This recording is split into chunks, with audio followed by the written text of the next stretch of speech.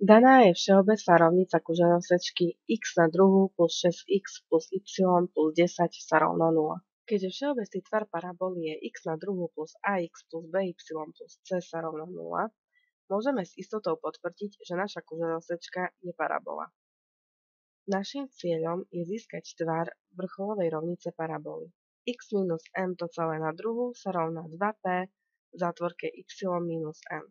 Keď umocníme x minus m na druhú, získame trojčlen x na druhú minus 2 krát mx plus m na druhú. Z tohto trojčlenu my však poznáme len prvé dva členy.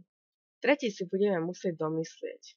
Stačí si ale zapamätať, že číslo pred x vydelíme dvoma a umocníme na druhú a to, čo vyjde, pripočítame. Pretože však nesmieme hodnotu zadaného výrazu nijak zmeniť, tak to, čo sme pripočítali, hneď odpočítaním kompenzujeme. Výpočet vyzerá takto. V zátvorke x na druhú plus 6x plus 9 minus 9 plus y plus 10 sa rovná 0. Zátvorku s trojčlenom prevedieme na druhú mocninu súčtu alebo rozdielu a všetko so zátvorkou premiestnime na pravú stranu rovnice. Dostaneme x plus 3 to celé na druhú sa rovná minus y minus 1. Na pravej strane vyberieme pred zatvorku číslo, ktoré je pred písmenom y. Dostaneme x plus 3 to celé na druhú sa rovná minus 1 v zátvorke y plus 1. Takto sme sa dopracovali k vrcholovej rovnice paraboly a môžeme určiť jej základné prvky. V našom prípade teda m bude minus 3, n bude minus 1 a parameter bude 1 polovica. Poďme si to vykresliť do MATLABu. Zadáme si symbolické premenné. Našu funkciu vpíšeme do funkcie EasyPlot. Táto funkcia nám vykreslí danú funkciu v grafickom okne. Zapneme funkciu HoldOn.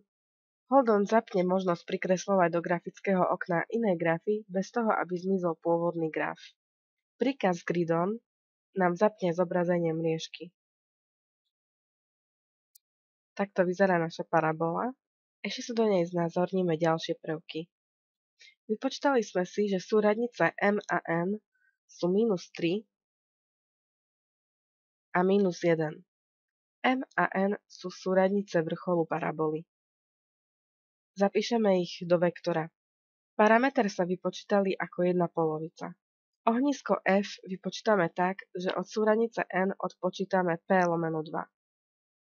Riadiacu priamku d vypočítame tak, že k súradnici n pripočítame p lomeno 2. Znázorníme si vrchol v pomocou funkcie plot.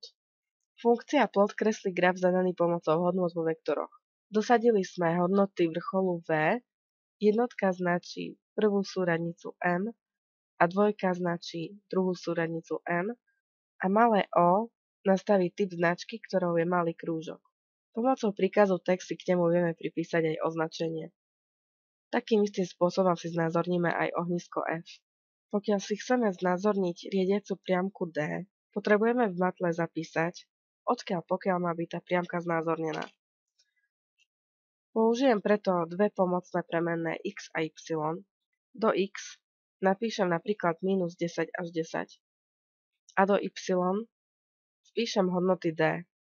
Následne tieto dva vytvorené vektory spojím pomocou funkcie plot. Môžeme vidieť, že vrchol v, ohnisko f a riadiaca priamka d sú znázornené. Chýba nám ešte os paraboly O. Os paraboly O prechádza bodom V a je rovnobežná s osou y. Znázorním ju rovnakým spôsobom ako priamku D. Použijem pomocné premenné I a J. Do I vložím súradnicu M z vrcholu V a do J vložím napríklad minus 10 až 10. Použijem funkciu plot.